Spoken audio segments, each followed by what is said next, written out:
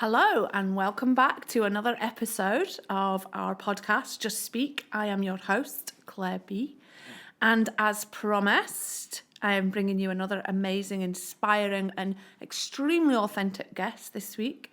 I have had the privilege of knowing Colin for quite a long time now. And anyway, I'm not going to, no spoilers here. I'm going to let Colin share a bit about his life and you will be inspired, guaranteed.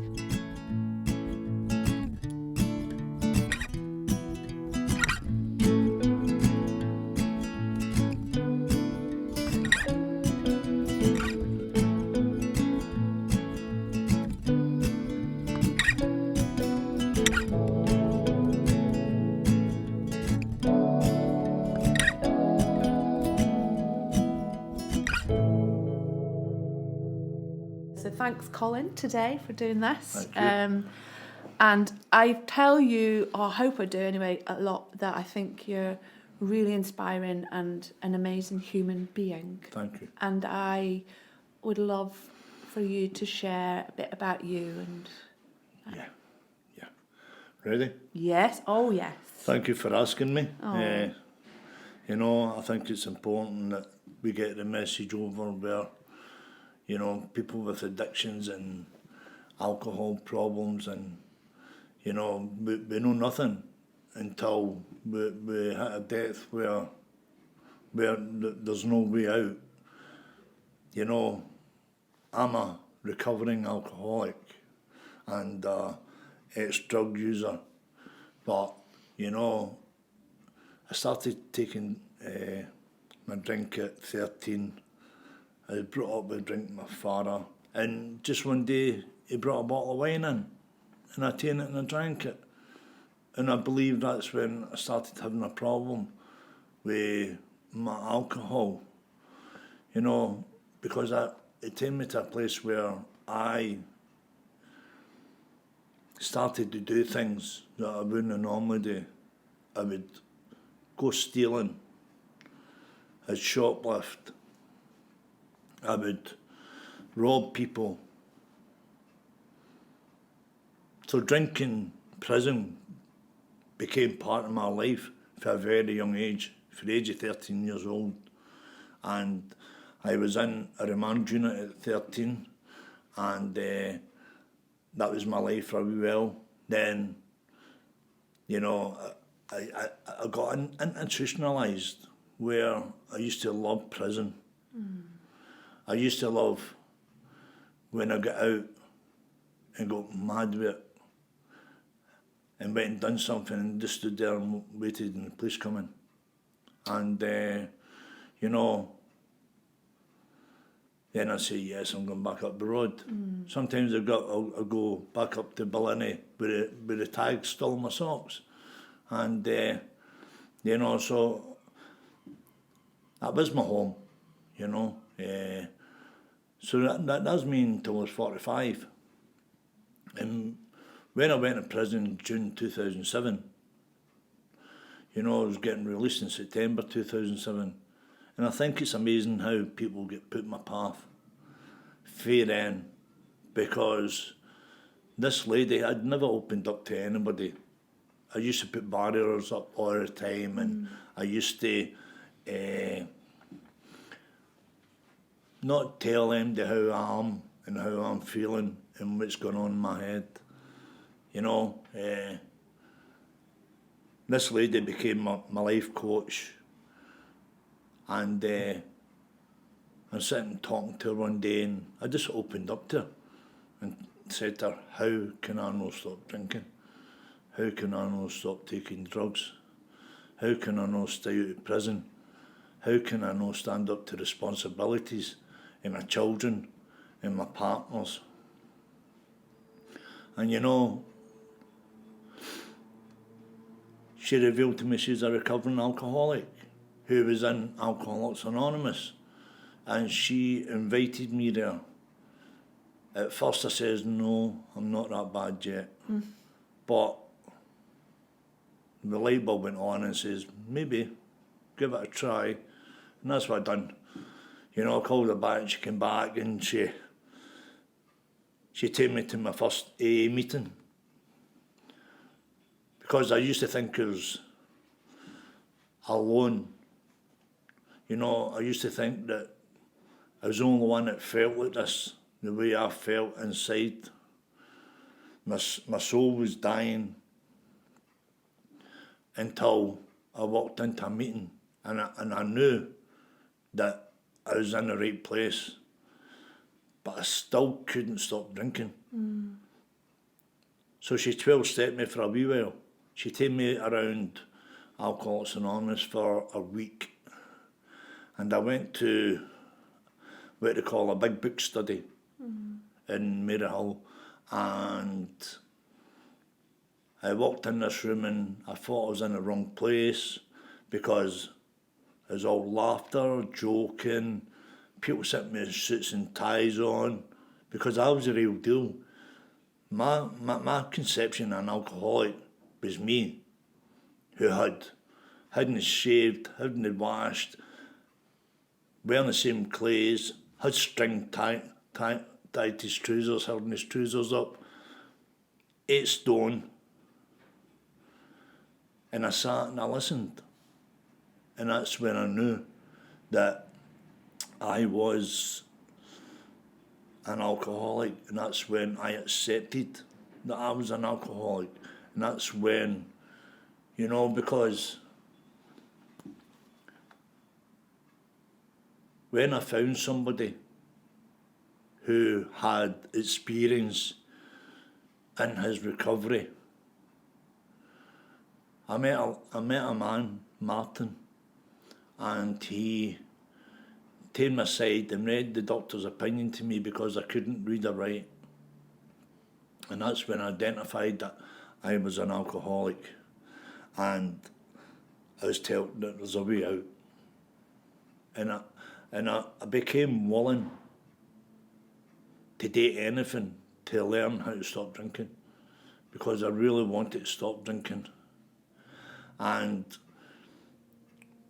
But at that moment, I couldn't. It wasn't until I started on what we call a 12-step program, and I admitted complete defeat. I admitted that alcohol had won. So I had to find out what I suffer from.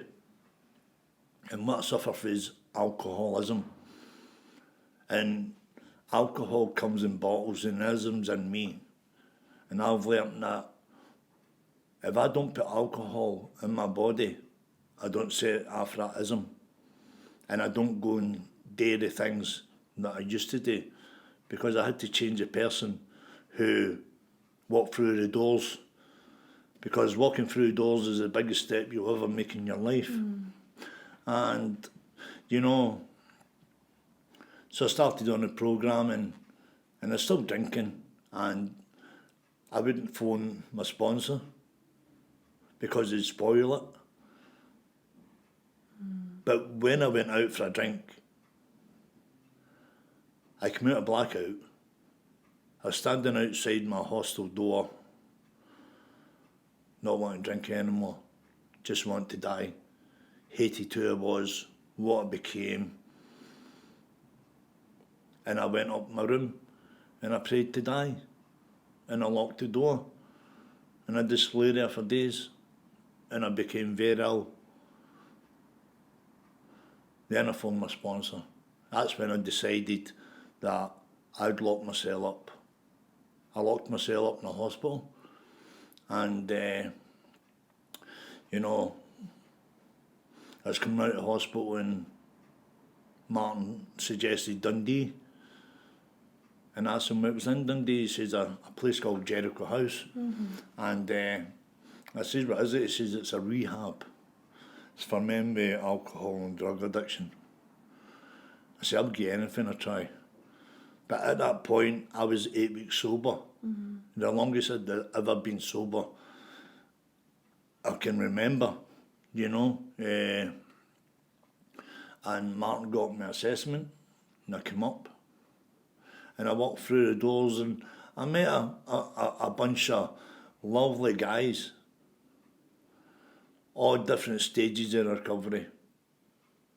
And they made me feel very, very welcome and at home. And I stayed over Christmas, and became very emotional because Christmas Day I opened my door and there's a bag of presents sitting outside it. And I went to the housekeeper, Catherine, and says, they're at my door. And she says, they're for you, son. Oh.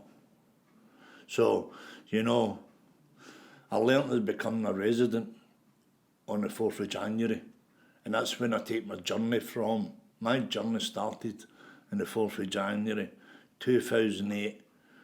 When I walked through the doors and I got the feeling of belonging, I'm ready, it's my time. I didn't get involved in nothing. I knew why I was there. I knew what I had today, if I wanted to stop drinking and change my life. And that's what I done. You know, I spent 9 months in it. And you know, I got involved with Claire. I got involved with plays. You know, and it's something that I'd never ever imagined myself doing. You know, and the joy, what you get out of it is unbelievable. You know, and as I say, I spent 9 months in there, and I learnt that it's not about being in there, it's about how you live out with there. So I got my house, I got my job, and I moved in, and I started to live my life.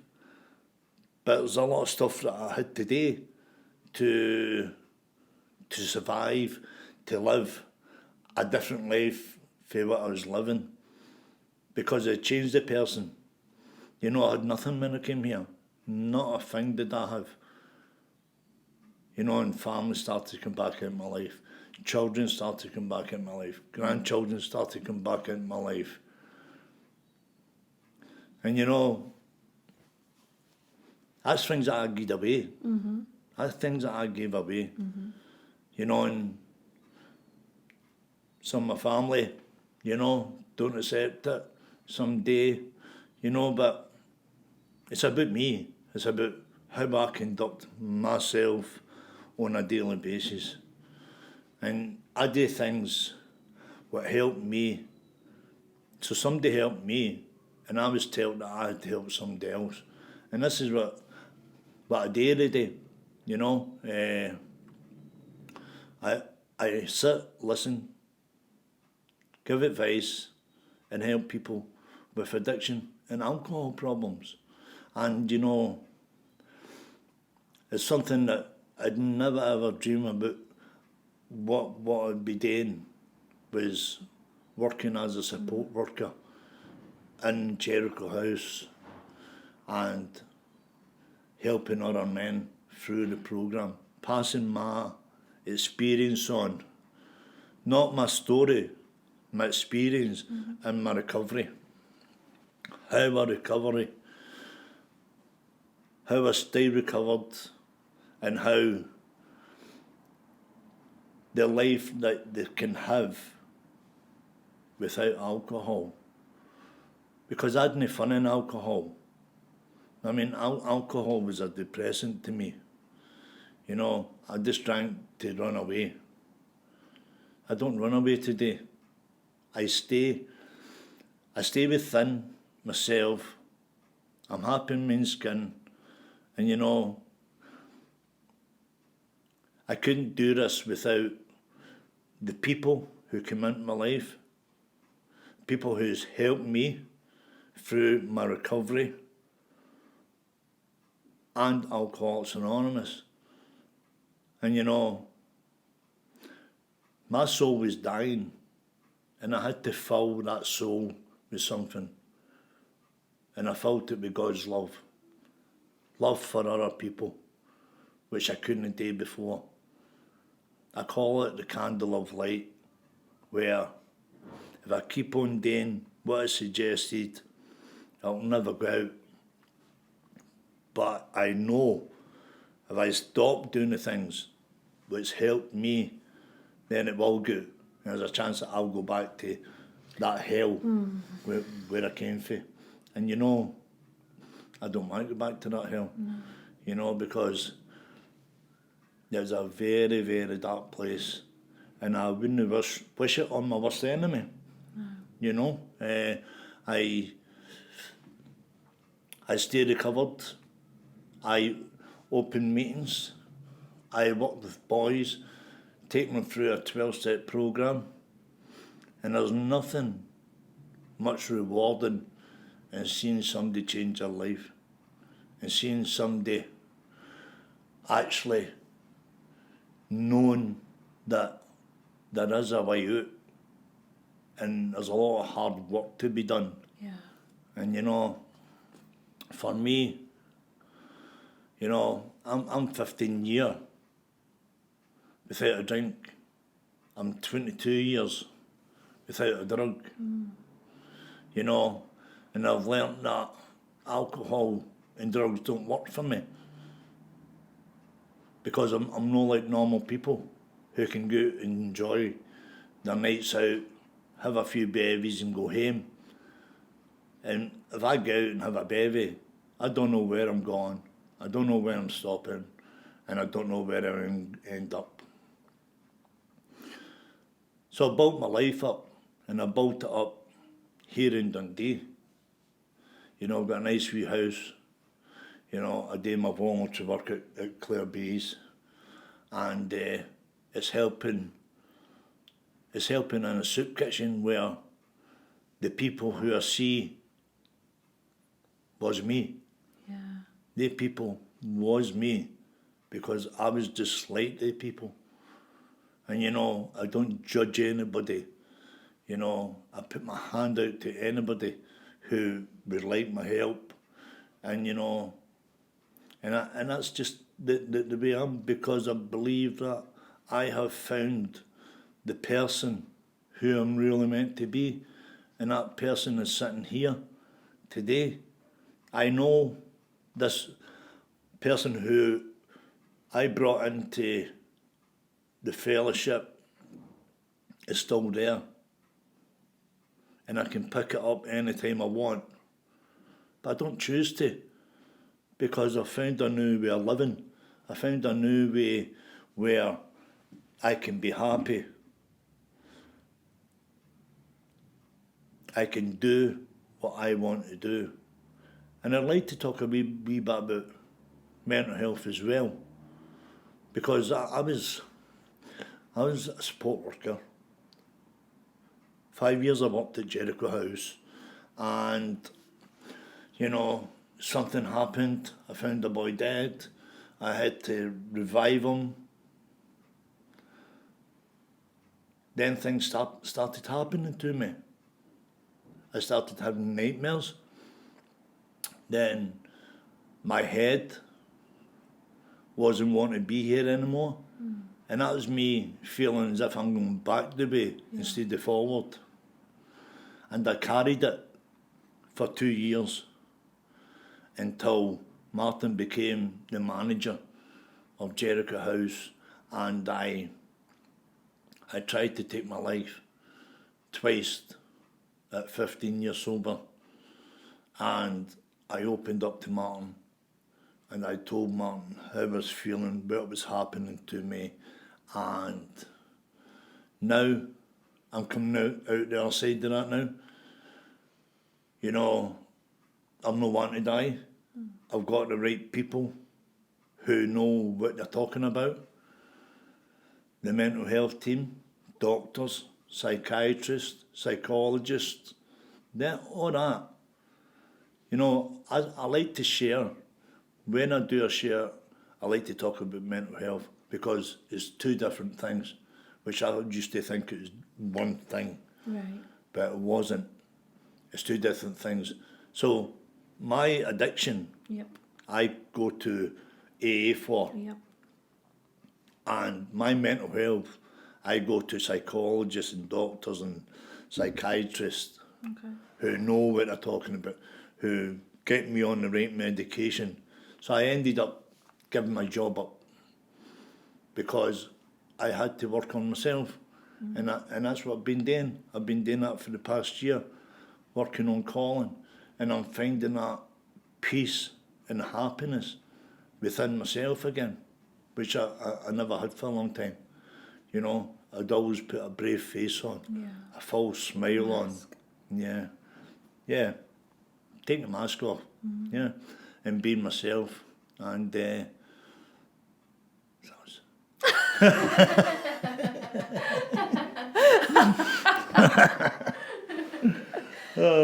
Oh dear. oh. Colin, that was like authentic all the way through, and that's the whole point of this. And I know you love to share that, and I don't know, it just makes me feel very humble and very, as I said before, really privileged to know you and be around you. I don't know if I know a more humble, kinder, gentle man than you, and that's Thank you very incredible. much. You know, to come that really full circle, and you give off such a great energy, and I know people love being around you, and I know you really work a lot with men in recovery, but it's not just men in recovery, it's people.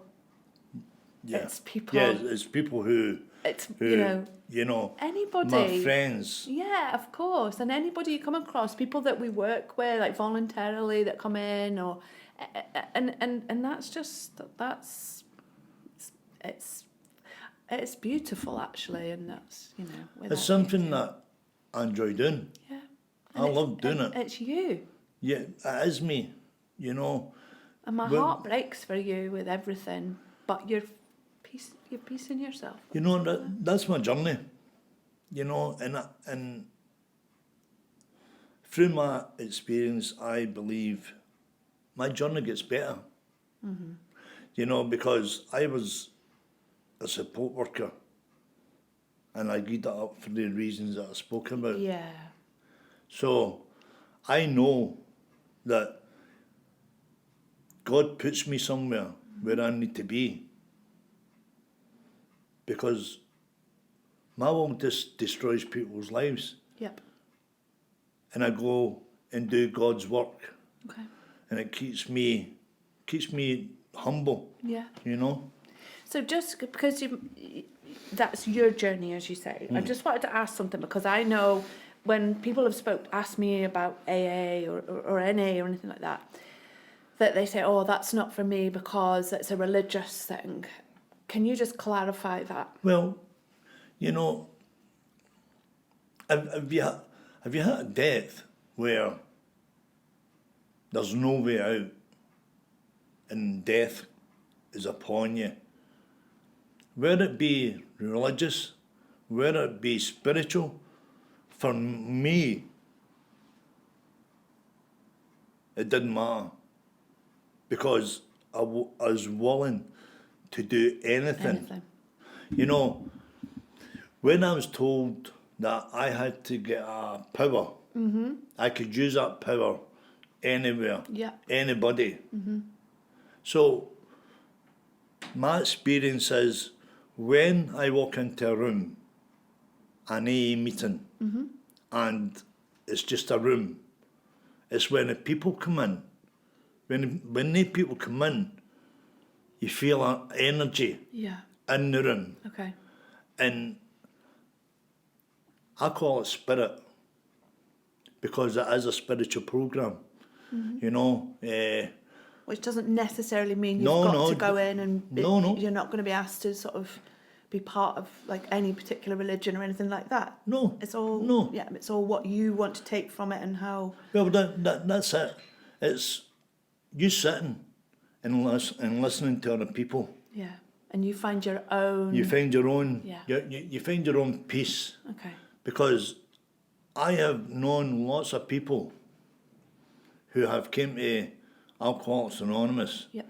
And, you know, there's one lady who I opened the door to, And she could not stop drinking, and she lost everything. And she came into this room, and this room was filled with 12 men. Mm-hmm. And she sat, and she listened. And she said to me at the end, she says, "Is this a cult?" I went, "No." I says, "No." I says, "It's no religious, it's spiritual." I says, "But just now, you just need to sit and listen, and find your own way, your own journey."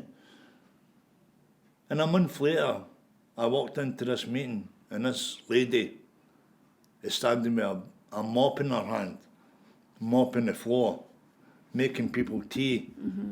That's what it's about. That's about people coming and giving a wee bit back to other people who's coming through the doors. Okay. You know? So don't be put off by any of that, and just No, go for not yourself. at all. And No. one thing that I've always thought is just incredibly amazing about you, amongst everything else, is the fact that you learned to read as an adult, an older adult, like a mature adult, not like in your teens or 20s. But how that must have been massive undertaking for you, just to. Yeah, my education, I didn't have any education whatsoever. Primary school, I used to be out playing in the playground when the kids are getting taught, and they put me to a place called John Street, Right. and it's a one-to-one thing, Right. and I wasn't interested. It did not interest me, and when I went to secondary school, I was only there one day. That's it. It wasn't until, I came to Dundee, and I found out that I could go to college, night classes, and I went to night classes, and I was learning how to spell, how to write, what words meant, how to put words. Then I used to go to Mitchell Street, where I had a worker who would work with me on literacy, arithmetic, computers, and when I was at Mitchell Street, I started writing my life story, and I still got it. I still not finished it. No, of course not. But it's a thing that I enjoy doing. I'm still not brilliant at it. I still struggle. But I don't struggle the way I used to struggle. No. I ask for help, which I wouldn't do before. No. It's great, isn't it? Yeah. Because I remember when we did the show, when you joined the show, and then we had the script, and you had a few lines to say, didn't you? And you were just, you were not long into learning to read then. Yeah. That was really early on. And so, really great, Colin. I'm really very, proud of you. And I know for a fact that you're just such a lovely granddad as well. And that's a joy for you, my isn't grandkids it? mean the world to me. That's just so lovely. Yeah. They mean the world to me. Even though sometimes I might not show it, but, they're in my heart. I'm not going anywhere, because that's what I used to do. I used to run away, and I don't run away anymore. I stand up to responsibilities if I can, and my grandchildren will benefit out of that, me being there. Yeah. And showing an example. Absolutely. What can they do like my children? all of us are benefiting from your journey and everything. Yeah. You're all right. But also, which is really good and exciting for you, you go on holidays. Yes. And you're going to Turkey very soon. Yes. I've been to Turkey 8 times. But in recovery? In recovery. My first time in Turkey, in recovery, I loved it. because I couldn't imagine myself. Because my last holiday was with my mum, my kids, my wife, my sister, her kids. And it was a disaster. I bet you did tell me a bit about them. Yeah, it was a disaster. And I ended up getting marched out of Glasgow Airport with 6 police. So when I went on one, I had that in my mind. And you did go on your own. Your holidays have been mainly on your own, Oh yeah. You know, I went to Turkey and Mon, and I met a lot of lovely people in Turkey, Turkish people, and I made a lot of friends out there as well. And you know, it's good to catch up with them. But when I go out, it's amazing. Yeah. It's great because, and I think it's important for people to know that there is life. You still can have a life. It's not just all. That's very, very important. You know, in our recovery, we have to understand that we have got a life out with our recovery. But recovery is very, very important because alcohol kills more people than anything else on this planet. And so we take our recovery very serious. But we've got to live out there. Yep. And it's how I conduct myself by being responsible, paying my rent, paying my electricity, have hot water, have clean clothes, help other people, and just do that on a daily basis. And through time, I just date naturally. It just comes naturally, where I don't have to look and say, right, I need to go and do this. Yeah. It just comes natural. Comes naturally. Yeah, and that's the beauty of it. Yeah, no, that is lovely. But I guess, and sometimes, and even when it does come naturally, sometimes we all need to check in and go, I need to get back to the basics. Oh yeah. I'm going ahead of myself, or I'm going inwards, or Yeah. and but all those things that you're talking about, it's not rocket science, it's nothing fancy, there's no frills added here, it's all the basics. Yeah. It's just what they call simple. Yeah. It's very, very simple. Not always easy. But it's hard work being an alcoholic and an addict. Yeah. But once you find that way out,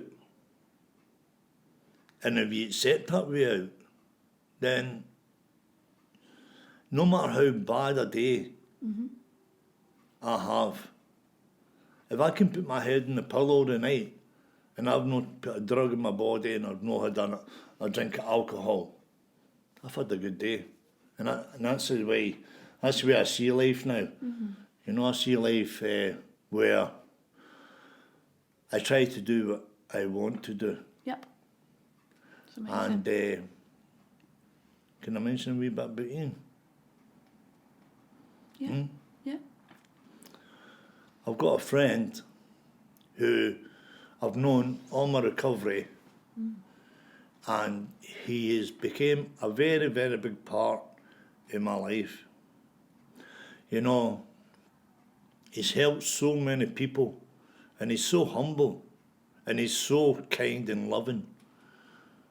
And now he's got terminal cancer, and I spend as much time with that man as I can, because that man gave and gave and gave, you know, and we try and do things, but things that Ian wants to do.